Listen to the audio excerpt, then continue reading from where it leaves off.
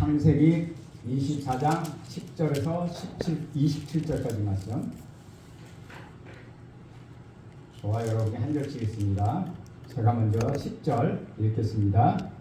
이에 종이 그 주인이 낙타 중 10匹를 끌고 떠났는데 곧 그의 주인이 모든 좋은 것을 가지고 떠나 메소포다미아로 가서 나홀의 성에 이르러 그 낙타의 성과 온전히 끌렸으니 저녁때라 너희들이 이를 들려 나오되었다. 그 그가 이르되 우리 주인 아브라함의 하나님 여호와여 원하건대 오늘 나에게 순조롭게 만나게 하사 내 주인 아브라함에게 은혜를 베푸시옵소서. 성중 사람들이 물기를 받았으니 내가 원하게 서 있으리라. 한 소녀에게 이르기를 청하건대 너는 물동이를 기울여 나로 마시게 하라 하리니 그의 대답이 마시라 내가 당신이 낙타에게도 마시게 하리라 하면 그는 주께서 주의 종 이삭을 위하여 정하신 자라 이로 말미암아 주께서 내 주인에게 은혜 베푸심을 내가 알겠나이다.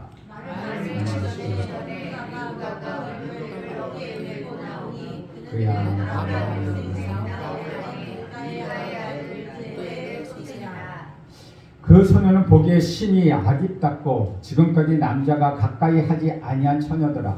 그가 운물로 내려가서 물을 그 물동이에 채워 가지고 올라오는지라.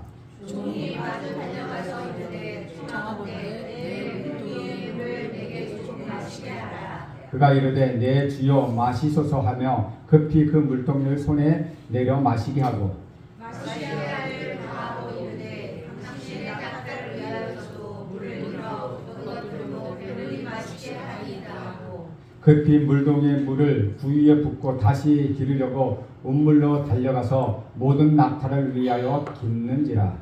그 사람이 그를 묵묵히 주목하며 여호와께서 과연 평탄한 길을 주신 여부를 알고자 하니 낙타가 마시기를 다하매 그가 반세겔 무게의 금 코걸이 한 개와 10세겔 무게의 금 손목걸이 한 쌍을 그에게 주며 청하건대 내게 말하라 내 아버지의 집에 우리가 누숙할 것이 있느냐. 그 여자가 그에게 이르되 나는 밀가가 나홀에게서 낳은 아들 부두엘의 딸이니이다. 우리 집과 사로가 백합이나 누숙할 것도 있나이다. 이에 그 사람이 머리를 숙여 여호와께 경배하고 이르되 나의 주인 아브라함의 하나님 여호와를 찬송하나이다. 나의 주인에게 주의 사랑과 성실을 그치지 아니하셨사오며 여호와께서 길에서 나를 인도하사 내 주인의 동생들에 이르게 하셨나이다 하니라. 아멘. 우리는 아들의 결혼을 준비하는 아버지 아브라함의 모습을 살펴보았습니다. 창세기 24장에는 결혼에 대한 원리가 참 잘 나와 있습니다. 오늘은 결혼과 그 결혼을 통하여 하나님 뜻이 무엇인가를 알려고 하는 그 주제를 가지고 말씀을 살펴보려고 합니다. 특별히 결혼 정년기인 자녀를 둔 부모는 어떤 것이 하나님의 뜻인가, 어떻게 해야 결혼시키는 것이 하나님의 뜻인가, 어떻게 해야 할지 잘 모르고 고민할 수도 있습니다. 결혼해야 할 당사자인 자녀들도 역시 마찬가지로 이 문제를 고민하기도 합니다. 그래서 앞서 3번의 설교를 통하여 결혼을 어떻게 해야 하는지 함께 알아보기로 합니다. 오늘은 어떻게 결혼하는 것이 하나님의 뜻인가? 다음 주 주에는 결혼과 중매인에 대해서 살펴보고자 합니다. 중매인은 어떻게 결혼을 도와주어야 하는가? 그것을 알아보려고 합니다. 마지막 3번째 주는 결혼과 선택에 대해서 살펴보려고 합니다.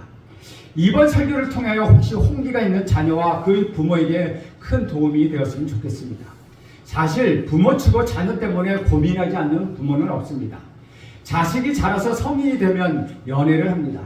당연히 해야 할 연애라도 막상 자녀가 연애를 하고 있다는 것을 아는 순간부터 우리 부모들은 걱정이 됩니다. 혹시 연애를 하다가 잘못될까 내심 염려하기도 합니다. 혹시 차여서 마음에 슬픔이 있을까? 혹시 서로 마음에 안 들어서 많이 다투기도 하나? 이런 염려들이 항상 가득하죠. 이렇게 부모는 연애하는 자식을 보면 좋으면서도 한편으로는 불안해한다는 것이죠. 반대로 홍기가 되었는데도 아직 연애 한 번 하지 않는 그 자녀를 보면 또 고민하기도 합니다.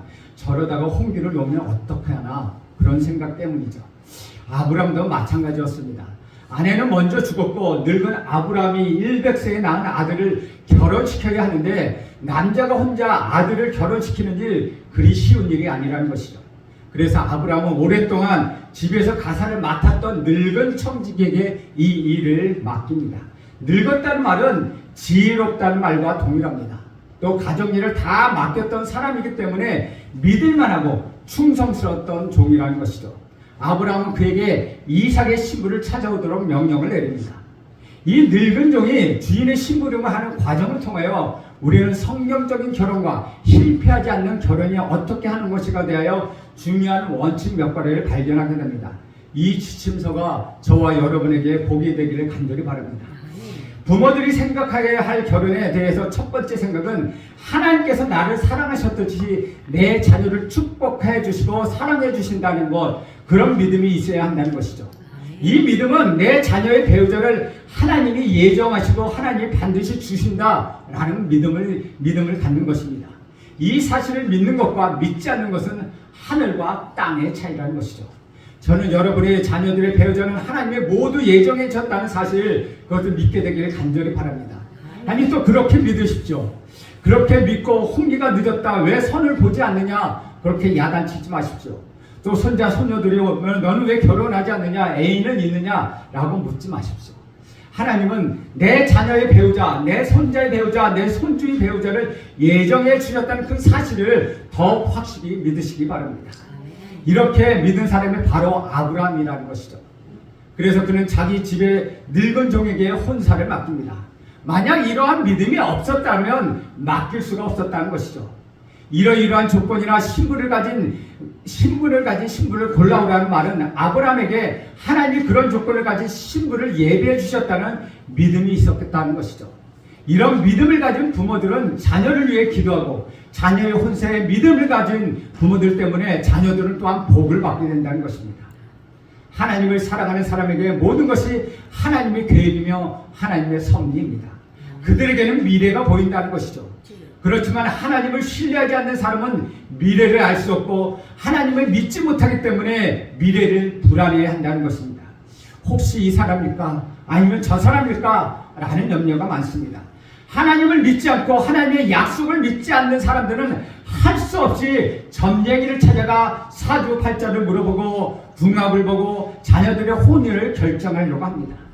사람이 나타나면 이름 석조와 생년월일을 알려주고 맞는지 맞지 않는지 알아보려고 한다는 것이죠. 점쟁이가 궁합이 맞는다고 하면 조금은 안심이 됩니다. 그리고 그 말에 영향력을 받아 혼사를 결정하는 아주 어리석은 태도를 취한다는 것이죠. 사랑하는 여러분, 한번 생각해 보십시오. 사람이 태어난 시와 이름 석자를 가지고 어떻게 인간의 운명을 알 수 있으며 그것이 어떻게 배우자를 선택하는 기준이 될 수 있겠습니까? 하나님 우리를 사랑하시고 우리 각자를 향한 하나님의 섭리와 계획을 가지고 계시다는 그 사실을 믿는다면 하나님이 여러분의 자녀도 여러분의 손자 손주도 사랑하시고 그 자녀를 위한 계획도 있다는 사실을 여러분 믿으시길 간절히 바랍니다. 그렇게 믿고 축복하고 자녀의 혼사 문제를 접근해야 한다는 것이죠. 비록 결혼을 실패했거나 홍기가 늦춰졌더라도 과거의 경험에 의지하지 마십시오.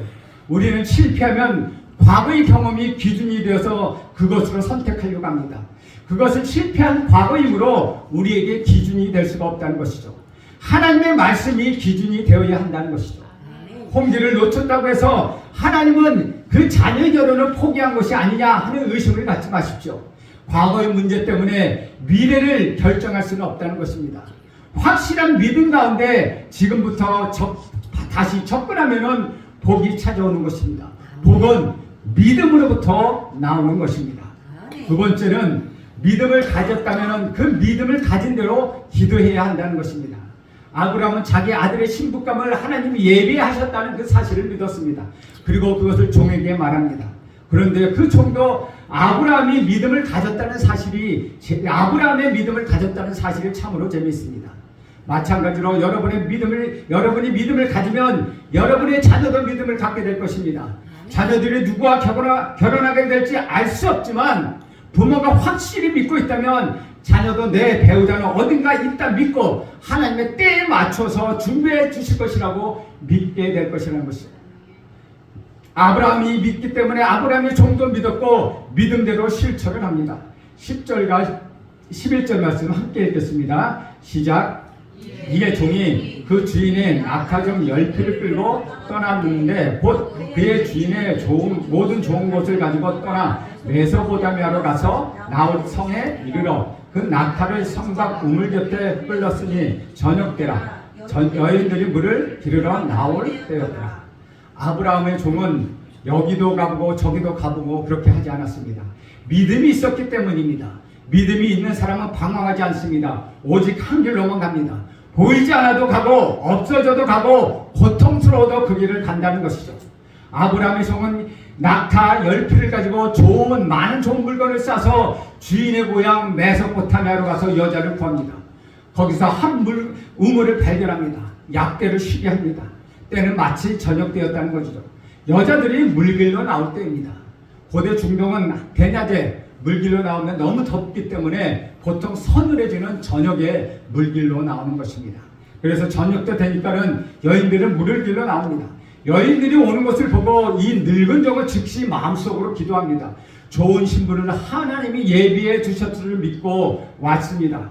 어떤 여자인지 전혀 알 수 없지만 저는 믿음으로 왔습니다.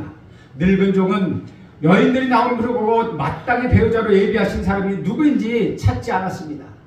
만일 우리가 그곳에 있었다면 학벌과 가문을 먼저 물어보았을 것입니다. 그런데 이 늙은 종은 기도합니다. 12절을 함께 보셨습니다. 12절 시작. 그가 이르되 우리 주인 아브라함의 하나님 여호와여 원컨대 오늘 나에게 순조롭게 만나게 하사 내 주인 아브라함에게 은혜를 베푸시옵소서. 자녀들의 혼사 문제에 부모가 할 수 있는 최대의 일은 자동차나 아파트 등 혼수감을 준비하는 일이 아닙니다. 이것은 가장 마지막에 할 수 있는 일입니다. 우리는 항상 제일 마지막에 할 일을 제일 먼저 해놓고 다 했다고 말합니다. 결코 그렇지 않다는 것이죠. 제일 중요한 준비는 바로 기도입니다. 몇 푼 안 되는 돈이나 혼수를 준비하기보다 우리 자녀들의 영혼을 하나님께 의탁하는 기도로 준비해야 한다는 것이죠. 아브라함의 종은 내 주인의 자녀의 혼사의 문제는 하나님이 계획하시고 하나님이 진행해 주실 것을 믿었습니다. 이상의 결혼 문제가 순적하게 이루어지게 하옵소서라고 기도합니다. 일이 꼬이기 시작하면 참으로 어렵습니다. 그러나 잘 되면 아주 쉽게 풀려나갑니다. 일백 수많은 사람을 만나도 한 사람도 건질 수 없을 때가 있습니다. 그러니 이렇게 기도하십시오. 하나님 쉽게 되도록 해 주십시오. 하나님의 뜻대로 하나님의 방법대로 해 주십시오라고 기도하십시오. 모든 것이 쉽게 되기 위해서 우리는 분별력이 필요합니다. 기도는 기적을 몰고 옵니다. 기도는 하나님의 뜻과 하나님의 계획을 성취하게 합니다. 이제 하나님의 계획이 조금씩 이 종의 눈에 보이기 시작했습니다. 셋째로 은혜를 베풀어 주옵소서라고 기도합니다. 결혼은 은혜로 이루어집니다. 결혼은 율법이 아닙니다. 나의 노력의 대가로 어려진 것도 아니요, 내가 잘났다고 내가 똑똑해서 내가 자격이 있어서 멋진 신부나 멋진 신랑이기 때문에 결혼이 이루어지는 것은 아니라는 것입니다. 보기 좋은 것은 유혹에 따르기 마련입니다. 얼굴이 예쁘다고 자랑하지 마십시오. 훌륭한 신부감이라고 자랑하지 마십시오. 나쁜 사람이 먼저 채갈 수 있다는 것입니다. 결혼은 은혜입니다. 은혜이어만 그 결혼이 가능하다는 것이죠. 은혜로 이루어질 때까지 여러분 기다리십시오. 사람이 하는 일은 고생스럽고 인위적인 것입니다. 그러나 하나님이 하는 일은 자연스럽고 아주 쉽습니다. 결혼이라는 것은 거저주시는 하나님의 은혜라는 것이죠. 정말 좋은 것은 공짜로 주신다는 것입니다. 정말 비싼 것은 우리에게 공짜로 주신다는 것이죠. 밝은 태양이나 따뜻한 태양빛 공기는 우리에게 공짜입니다. 물도 우리에게 공짜로 주십니다. 신부는 은혜입니다. 신랑도 은혜입니다. 당신은 이렇게 이야기해 보시죠. 옆에 있는 사람들에게 이렇게 이야기해 보시죠. 당신은 하나님이 주신 선물입니다. 옆에 있는 사람들과 한번 이렇게 이야기해 보세요. 당신은 하나님이 주신 선물이에요. 당신이 하나님이 주신 선물이에요. 여러분의 자녀들의 배우자도 바로 하나님이 주신 선물입니다. 그리고 여러분의 배우자도 하나님이 주신 은혜로 주신 선물이라는 것입니다. 넷째는 증거가 있어야 한다는 것이죠. 13절과 14절 말씀도 함께 읽겠습니다. 시작. 성중 사람들의 딸이 물 기르러 나오되 싸우니 내가 우물 곁에 서 있다가 한 소녀에게 이르기를 청하건대 너는 물동이를 기울여 나로 마시게 하라 하리니 그의 대답이 마시라. 내가 당신이 낙타에게도 마시게 하리라 하면 그는 주께서 주의 종 이삭을 위하여 정하신 자라. 이로 말미암아 주께서 내 주에게 은혜 베푸심을 내가 알겠나이다.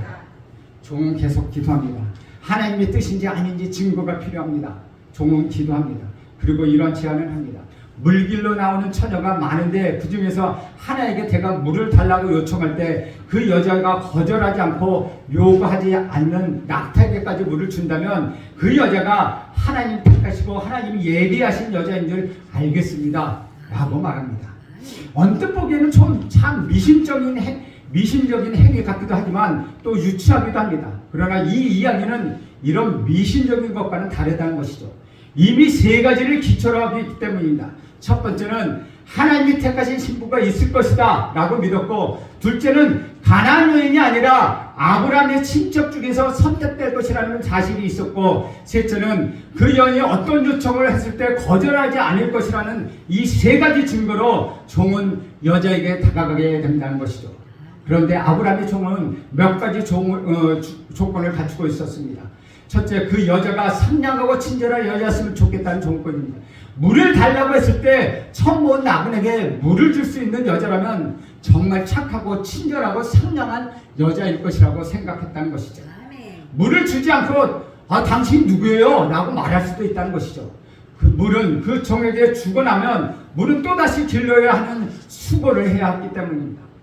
고도 중동의 우물은 우리 우물같이 그렇게 얕지 않습니다. 거기는 물이 별로 없기 때문에 물을 파야 하면 적어도 깊이 12m 정도 깊이를 파야 하고 겨우 한 사람이 겨우 내려갈까 하는 드래그 한두 개가 겨우 들어갈까 하는 아주 깊은 우물이라는 것이죠. 그 깊은 우물에서 물을 길러 올린다는 것은 여인에게는 쉽지 않은 일입니다.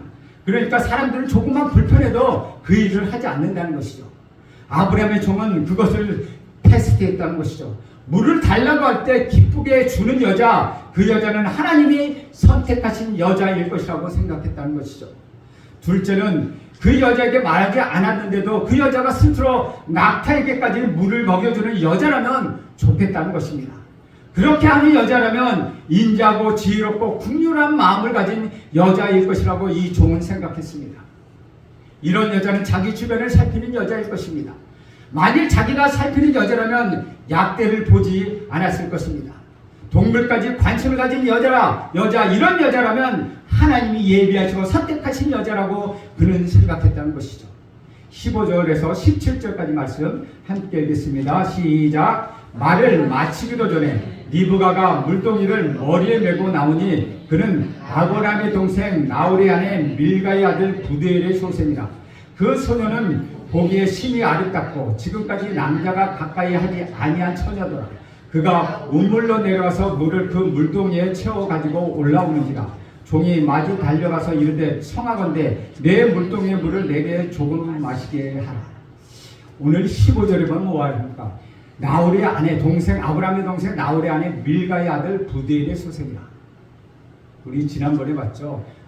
두 번째 여호와 이레를 준비하다 이렇게 족보가 쫙 나왔을 때 맨 끝에 부드엘의 소생 리브가라 써 있을 때 그 리브가를 이미 하나님이 예전부터 준비하고 계셨다는 것이죠.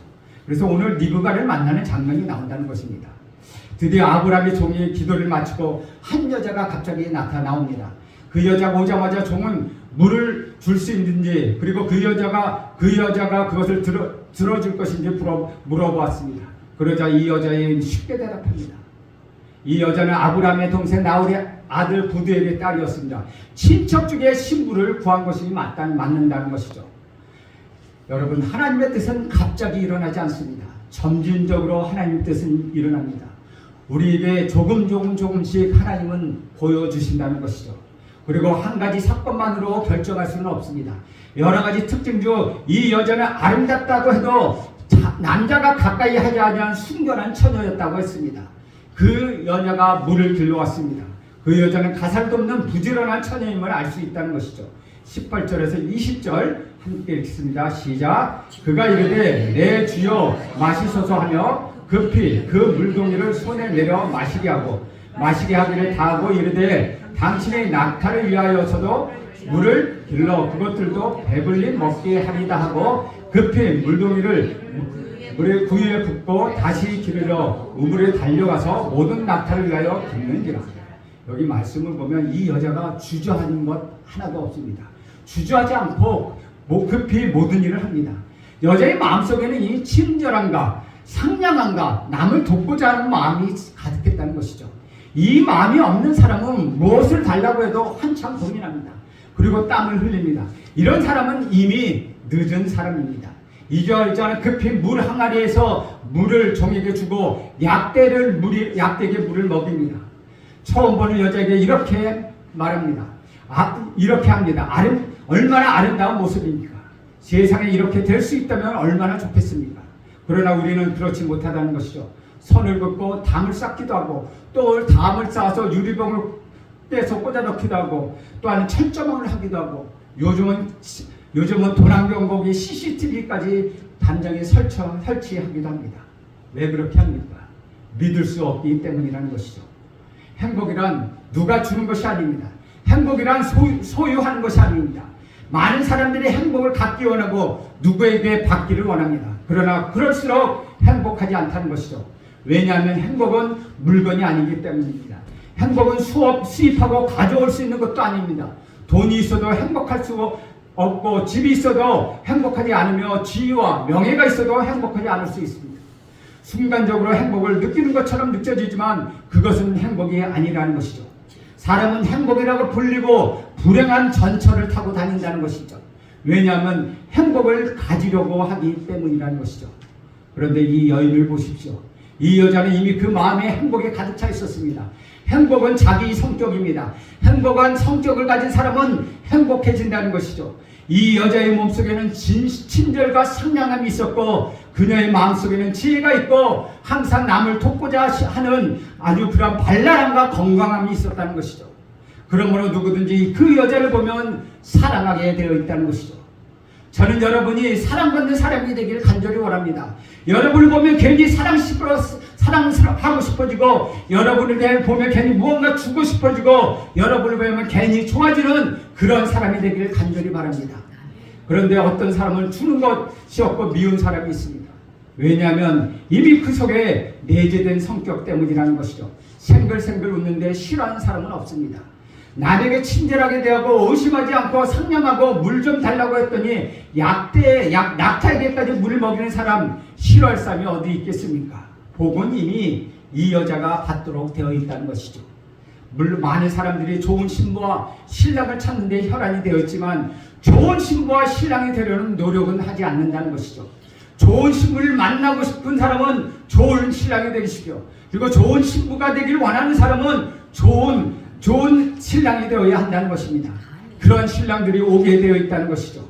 자기는 별로 없는데 욕심만 가득 차서 자기보다 더 높은데 꿈을 두기 때문에 만날 수 없다는 것입니다. 요즘 중국의 젊은 사람들이 결혼하기를 싫어합니다. 특별히 남자들이 결혼하기 싫어합니다. 왜냐하면 중국에는 차일이라고 하는 여자에게 주는 지참금이 있어야 되는데 그 지참금을 자기 분수도 모르고 엄청 원하는 사람들이 많다는 것이죠. 그들이 한 달에 버는 월급이 30만 원밖에 우리 돈으로 30만 원밖에 안 되는데 우리 돈으로 5천만 원, 1억 원, 심지어는 자기는 놀고 먹으면서 종까지 가정부까지 거느릴 수 있는 그것도 한두 명도 아니고 가정은 여명을 거둘 수 있는 그런 조건을 원한다는 것이죠. 그러다 보니 중국에 있는 젊은 사람들이 그러니 차라리 결혼 안 하는 게 낫다 라고 하는 경향들이 지금 퍼지고 있다는 것입니다. 이것처럼 자기 자신은 좋은 친구가 되려고 하지 않는데 다른 사람으로 의하면 좋은 신랑감을 재벌 이사를 얻으려고 하는 그런 꿈을 꾸고 있는 사람들이 있다는 것이죠. 그런데 이 여자를 보면 아주 귀엽습니다.